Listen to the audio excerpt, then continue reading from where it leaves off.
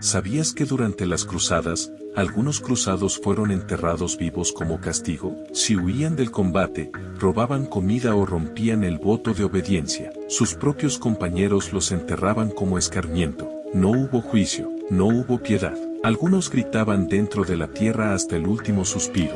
Otros eran dejados en agujeros abiertos, con solo la cara fuera, para que murieran lentamente ante todos. Esta fue una guerra santa, pero su justicia era tan brutal como la cruz que cargaban. Danos tu opinión en los comentarios y suscríbete para más datos curiosos. En el año 1204, la Cuarta Cruzada tomó un rumbo inesperado.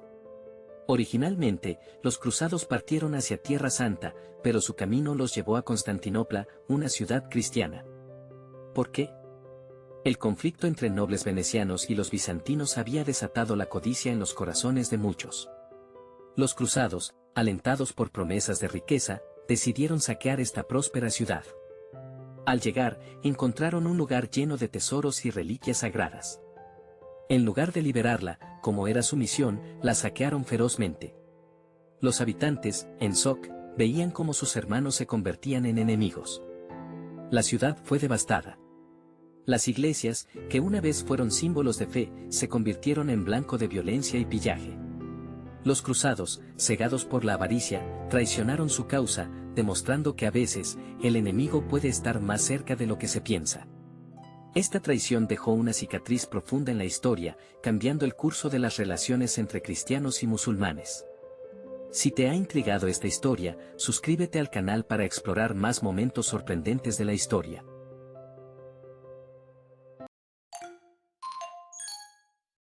¿Cuál es el origen de la Iglesia Católica? A continuación vamos a responder esta pregunta. Puedes descubrir más respuestas en nuestro sitio web. La Iglesia Católica Romana sostiene que su origen se encuentra en la muerte, resurrección y ascensión de Jesucristo aproximadamente en el año 30 de nuestra era.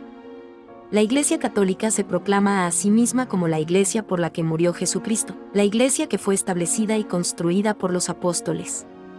¿Es ese realmente el origen de la Iglesia Católica? Por el contrario, aún una lectura superficial del Nuevo Testamento revelará que la Iglesia Católica no tiene su origen en las enseñanzas de Jesús o sus apóstoles. En el Nuevo Testamento, no hay mención del papado, la veneración o adoración de María, de la Inmaculada Concepción de María, la perpetua virginidad de María, la ascensión de María, o María como corredentora y mediadora, las peticiones a los santos en el cielo por su intercesión, la sucesión apostólica, las ordenanzas de la Iglesia funcionando como sacramentos, el bautismo infantil, la confesión de pecados a un sacerdote, el purgatorio, las indulgencias, entre otros.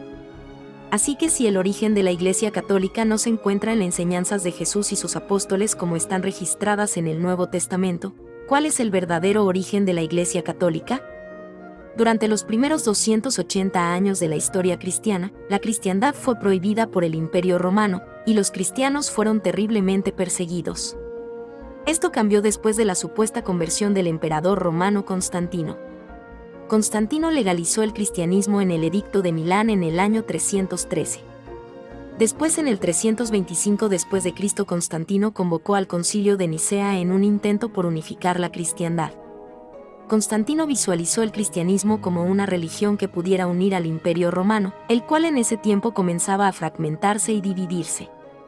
Mientras esto hubiera parecido ser un desarrollo positivo para la Iglesia cristiana, el resultado fue todo menos positivo. Al igual que Constantino se negó a adoptar de lleno la fe cristiana, sino que continuó con muchas de sus creencias y prácticas paganas. Así también la Iglesia cristiana que Constantino promovió era una mezcla del verdadero cristianismo con el paganismo romano. Constantino descubrió que con la gran extensión del Imperio Romano, tan diverso y expansivo, no todos accederían a renunciar a sus creencias religiosas y abrazar el cristianismo en su lugar. Así que Constantino permitió, y aún promovió la cristianización de las creencias paganas.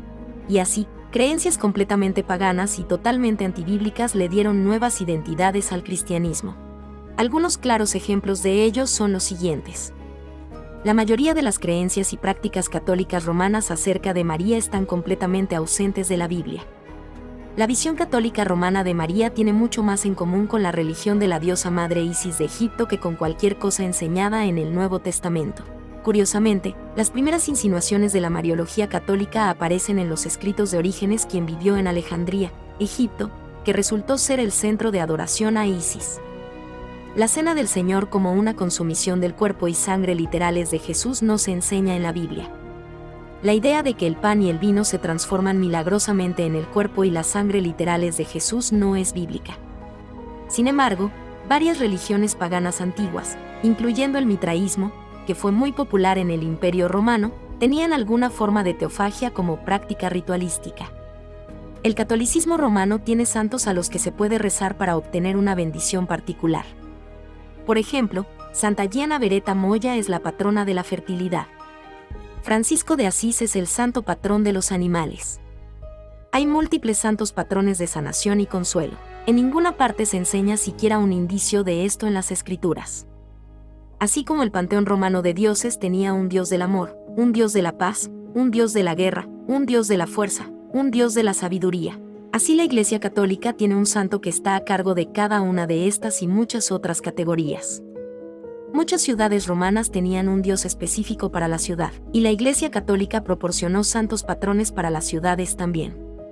La idea de que el obispo romano es el vicario de Cristo, el líder supremo de la Iglesia cristiana, es completamente ajena a la palabra de Dios. La supremacía del obispo romano o el papado fue creada con el apoyo de los emperadores romanos. Aunque la mayoría de los otros obispos se resistieron a la idea de que el obispo romano fuera supremo, el obispo romano eventualmente ascendió a la supremacía, de nuevo, debido al poder e influencia de los emperadores romanos. Después del colapso de la mitad occidental del Imperio Romano, los papas asumieron el título que anteriormente pertenecía a los emperadores romanos. Se pueden dar muchos otros ejemplos, pero estos 4 pueden ser suficientes para demostrar el verdadero origen de la Iglesia Católica. Desde luego, la Iglesia Católica Romana niega el origen pagano de sus creencias y prácticas. La Iglesia Católica disfraza sus creencias paganas bajo capas de complicada teología. La Iglesia Católica excusa y niega su origen pagano tras la máscara de la tradición eclesiástica. Reconociendo que muchas de sus creencias y prácticas son totalmente ajenas a la Biblia, la Iglesia Católica está forzada a negar la autoridad y suficiencia de las Sagradas Escrituras. El origen de la Iglesia Católica es el trágico compromiso del cristianismo con las religiones paganas que la rodeaban. En vez de proclamar el Evangelio y convertir a los paganos, la Iglesia Católica cristianizó las religiones paganas, y paganizó el cristianismo. Al mezclar las diferencias y borrar las características distintivas, sí, la Iglesia Católica se hizo a sí misma atractiva a la gente del Imperio Romano.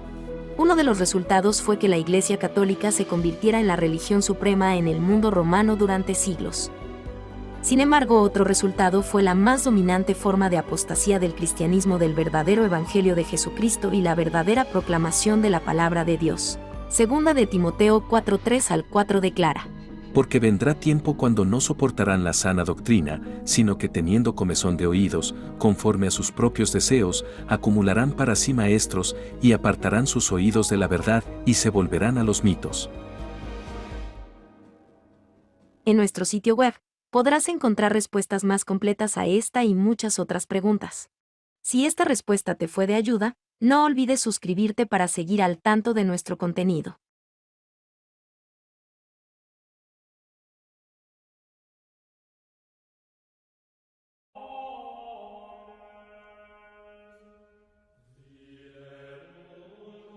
Con el surgimiento de la Iglesia Católica después del colapso del Imperio Romano, los obispos de Roma llamaron al Papa para luchar y poder sobrevivir a estas invasiones recurrentes en el siglo VI, estableciéndose así una alianza mutua y beneficiosa con el Imperio Franco, a cambio del apoyo espiritual de los papas. Fue así como recibieron los estados pontificios. Esta alianza con los francos permitió la expansión del cristianismo por gran parte de Europa. Fue así como la religión católica en toda Europa occidental condujo a una elaborada jerarquía o sistema en el que las personas se organizaban en diferentes niveles de importancia. El Papa era el líder que gobernaba la Iglesia en el nombre de Dios. Se creía que tenía las llaves del reino de los cielos, proporcionándole un inmenso poder sobre los creyentes en cada reino. Su organización era altamente jerarquizada. Luego del Papa estaba el arzobispo, que entregaba directrices a los obispos para que estos fiscalizaran a sacerdotes locales que son responsables de sus parroquias. Los funcionarios de la iglesia formaban el clero, mientras los creyentes eran llamados el pueblo de Dios. Durante la Edad Media, a la Iglesia Católica se le concedieron vastas tierras y grandes ingresos por los reyes terratenientes. Esto hizo que la Iglesia fuera extremadamente rica, para que el Papa y los obispos puedan permitirse no solo un estilo de vida lujoso, sino que también una creciente influencia en toda Europa. Tal era el poder del Papa que si un rey se atrevía a desafiar su autoridad podía ser excomulgado, es decir, dejaba fuera de la ley al gobernante y sus caballeros tenían prohibido obedecerle. Fue así como la Iglesia Católica se posicionó como la institución más poderosa e influyente durante gran parte de esta Edad Media. En relación a los ámbitos de poder de la Iglesia Católica se pueden mencionar por lo menos 6, en el ámbito político, en el ámbito económico, social, cultural, espiritual y la vida cotidiana. En el político se puede destacar los estrechos vínculos que se relacionó la Iglesia Católica con las monarquías. Esto permitió legitimar el orden político y reportar grandes beneficios para el papado, cuyo soberano se convirtió en un eje político con gran influencia en toda Europa. Respecto al ámbito económico, gracias a su nivel organizativo se convirtió en una de las instituciones económicamente más eficientes y solventes, capaces de mantener y hacer abundantes riquezas. En el ámbito social, su visión de mundo legitimó un orden social jerárquico considerado como una manifestación de la voluntad de Dios. Así, las jerarquías sociales eran entendidas como la naturaleza incuestionable y se debían prolongar así por el tiempo, el paso de las generaciones tras generaciones. Esto permitió justificar las profundas desigualdades sociales de la época. En cuanto a lo cultural, se convirtió en un importante espacio de trabajo intelectual. Durante gran parte de la Edad Media, los monasterios y las escuelas católicas funcionaron como centros de desarrollo cultural. En el ámbito espiritual, además de su función ritual, su finalidad espiritual era transmitir la doctrina cristiana y administrar los sacramentos como el bautismo, la comunión y el matrimonio. Y finalmente, en el ámbito de la vida cotidiana, regía el comportamiento privado y público de las personas. Dios, para los fieles, estaba presente en todas las situaciones de la vida, desde el nacimiento hasta la muerte. Durante las Cruzadas, un movimiento militar auspiciado por la Iglesia Católica para recuperar Tierra Santa, miles de personas murieron en brutales batallas. Los cruzados no solo atacaron a musulmanes, sino también a judíos y cristianos ortodoxos, resultando en masacres y atrocidades que mancharon la reputación de la Iglesia.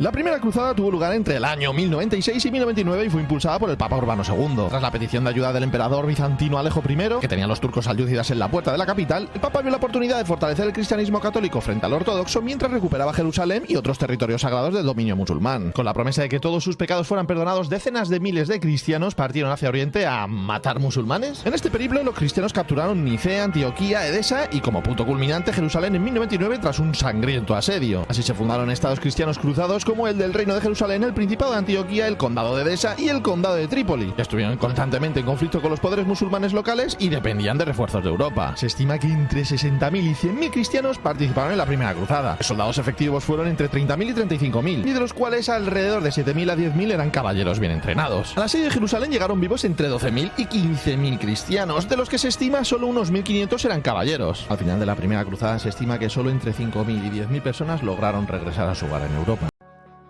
En 1202 un niño llamado Esteban se presentó en la corte del rey Felipe Augusto de Francia con una carta que decía se le había entregado el mismo Jesús y le había encargado que realizara una cruzada con puros niños.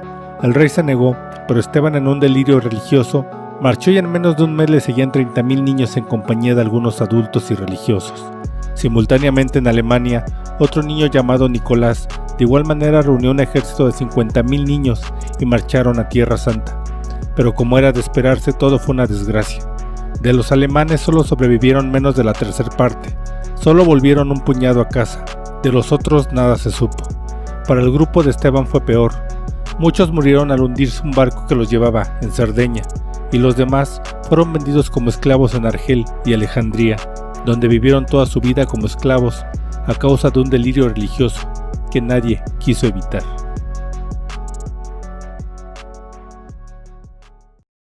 Las cruzadas fueron incursiones militares que tenían el propósito principal de tomar Jerusalén y los territorios donde se llevaron a cabo acontecimientos importantes del cristianismo y que para aquel entonces habían caído en manos de los turcos. Se les llama cruzadas por la cruz bordada que llevaban los soldados en su pecho. En la Edad Media, se realizaron 8 cruzadas de forma oficial entre los años 1095 al año 1291, aunque también hubo otras más de forma extraoficial. Las cruzadas fueron organizadas por los papas, aunque tuvieron una participación muy importante los emperadores, reyes y la nobleza europea, así como miles de caballeros y guerreros humildes. Las consecuencias de las guerras tuvieron efectos muy severos para todos los involucrados.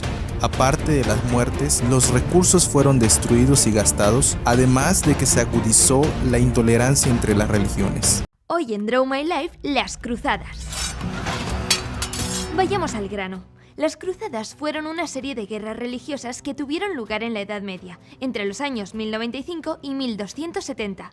Fueron impulsadas por la Iglesia Católica, más concretamente por el Papado, quien animaba a los nobles europeos a luchar contra los infieles, sobre todo musulmanes, pero también judíos y cristianos ortodoxos.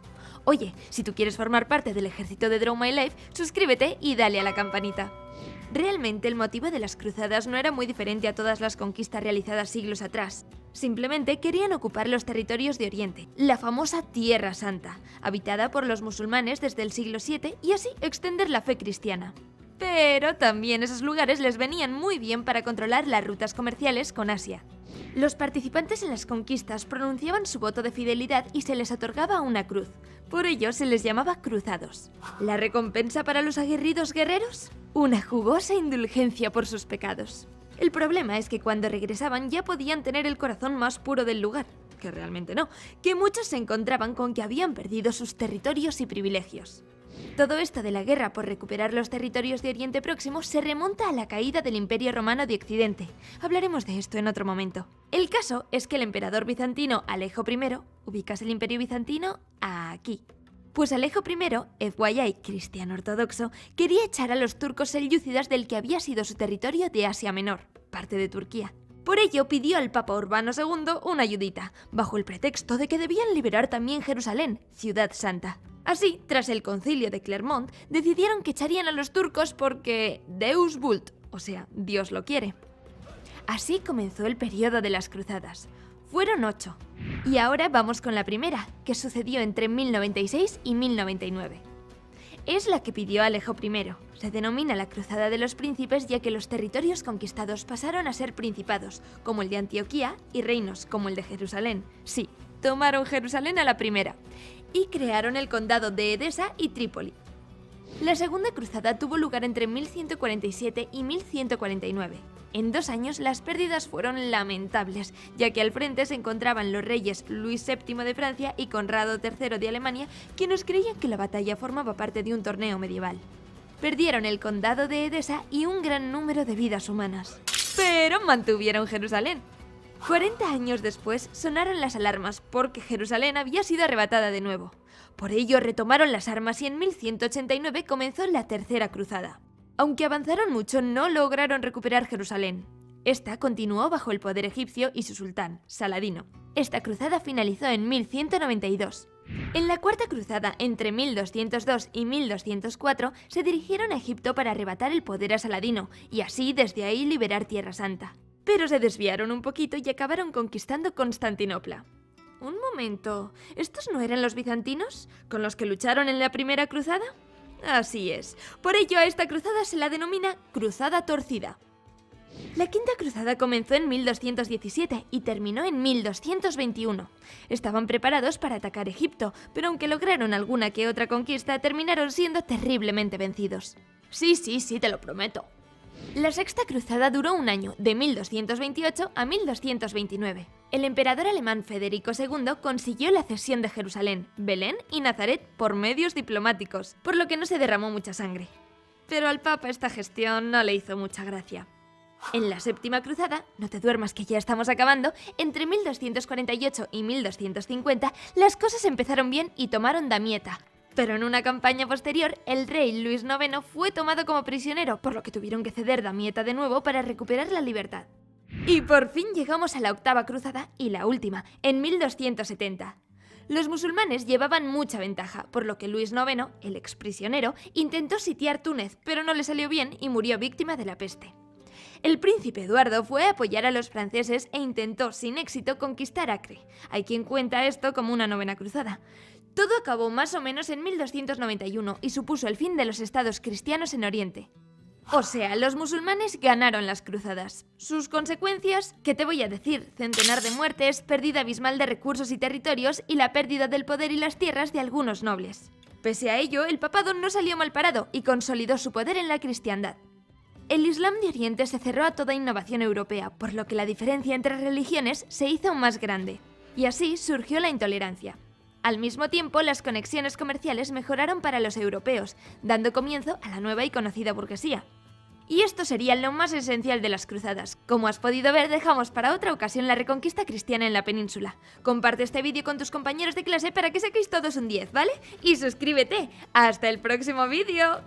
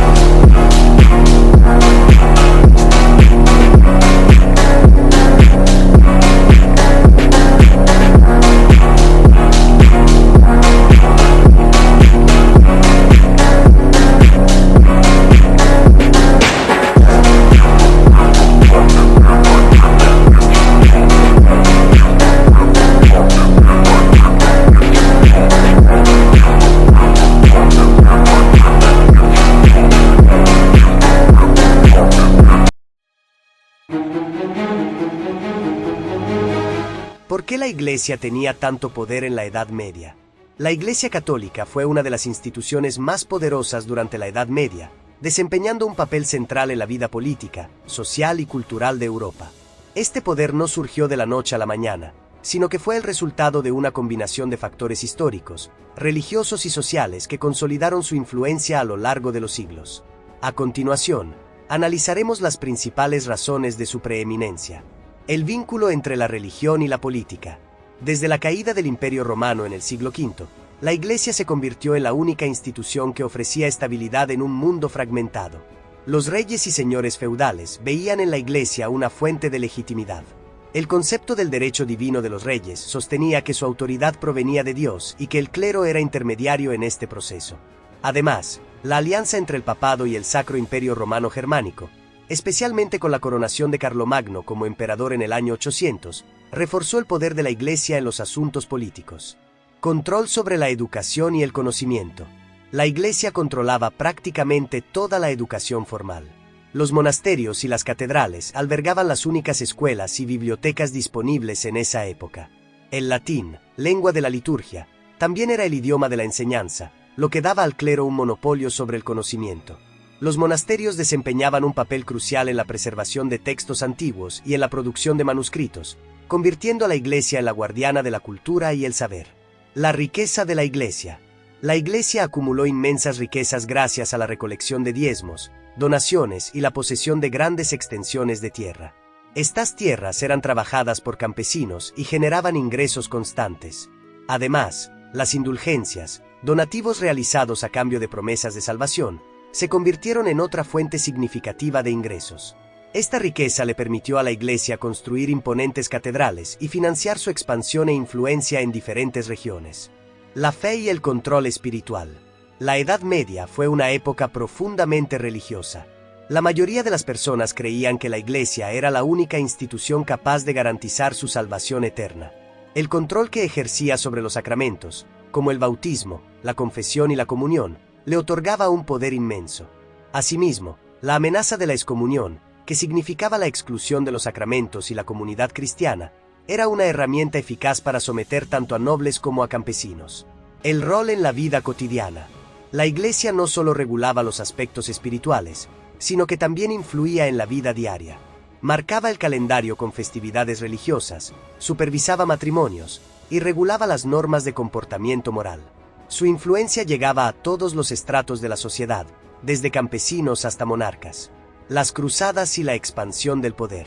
A través de las cruzadas, la Iglesia no solo reafirmó su liderazgo espiritual, sino que también amplió su poder político y económico.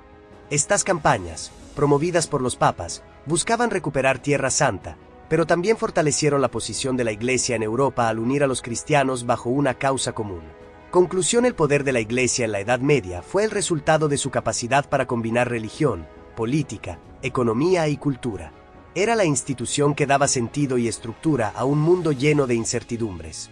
Sin embargo, este poder comenzó a debilitarse hacia el final de la Edad Media con el surgimiento de movimientos reformistas, el avance del pensamiento humanista y el crecimiento de los estados-nación. A pesar de ello, el legado de la Iglesia medieval sigue siendo una parte fundamental de la historia de Europa y del mundo occidental.